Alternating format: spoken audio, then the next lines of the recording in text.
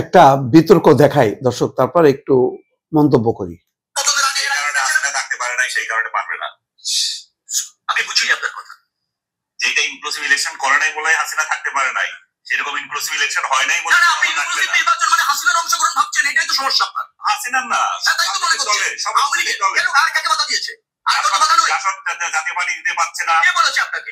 এখন পর্যন্ত শেষ সিদ্ধান্ত হয়নি। রাজনৈতিক দলগুলির দাবি আরো আমি আপনাকে বলি, রাজনৈতিক দলগুলির দুই একটি রাজনৈতিক দলের দাবি আর কে বলেছে পারছে না।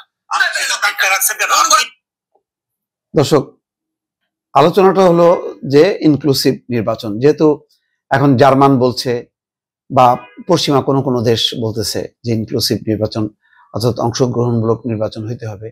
এখন আওয়ামী লীগ তো গেল, তার কার্যক্রমের উপর নিষেধাজ্ঞা আছে, তারপরে তার নিবন্ধন নেই, প্রতীক নেই, সুতরাং আওয়ামী লীগের পর্বটা আপাতত যদি আমরা বাদও দিই, বাকি থাকলো জাতীয় পার্টির মতন একটি রাজনৈতিক দল, জাসদ, ওয়ার্কার্স পার্টি সহ 14 দলের যে বিভিন্ন কম্পোনেন্ট গুলো আছে, সেগুলির শক্তি থাক বা না থাক, সেগুলি কি আটকে রাখা যায়?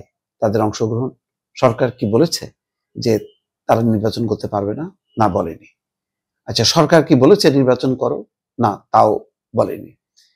যদি বলতো নির্বাচনে, তাহলে এই সংস্কারে তাদেরকে হয়তো ডাকা হতো, কিন্তু তাদের কিন্তু মতামত নেওয়া হয়নি। নির্বাচন কমিশন কি এখনো সংলাপে ডেকেছে? না, ডাকেনি।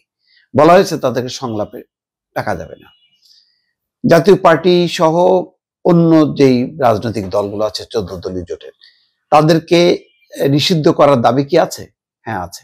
জামাতে ইসলামী নতুন দলও নিষিদ্ধ চায়, এনসিপি চায়, আরো কিছু রাজনৈতিক দল চায়। তাহলে সরকার কি এই কারণে কি সিদ্ধান্ত নিচ্ছে না? এটার কোনো উত্তর নেই।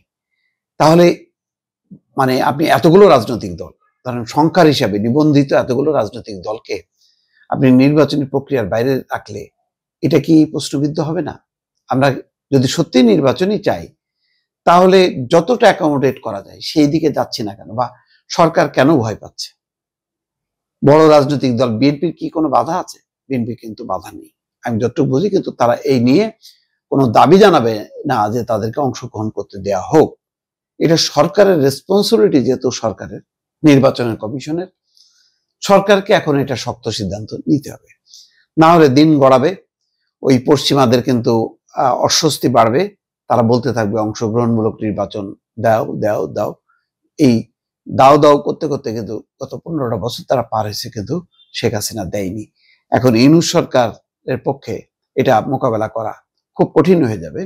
যদি করেও, নির্বাচনটা কিন্তু শেষ পর্যন্ত ওই যে যদি কিন্তুর মধ্যে থেকে যাবে। মানে একেবারে আপনি বুক ফোলায় বলতে পারবেন না যে বাংলাদেশে একটা খুবই অসাধারণ নির্বাচন হয়েছে, যে নির্বাচনে আর কেউ দেখেনি। আপনার ভোটের পার্সেন্টেজ যতই হোক না কেন, আপনি মানে বেশ কিছু রাজনৈতিক দলগুলোকে তাদের সাংবিধানিক অধিকারকে ক্ষুণ্ণ করে তাদেরকে নির্বাচনে করতে দেননি। এইটা কিন্তু সবসময় আপনাকে মানে টাইট দিতে থাকবে। আপনি দেশে বিদেশে যেখানে যাবেন, ডক্টর ইউনূসই প্রশ্নের সম্মুখীন হবেন, অন্যান্য উপদেষ্টারা তো হবে। ফলে এই ব্যাপারে দ্রুত একটা সিদ্ধান্ত হওয়া উচিত। এটা রাজনৈতিক ঐক্যমত্য হলে ভালো, আর না হলেও সরকারের তার পলিসিটা ডিক্লেয়ার করা উচিত।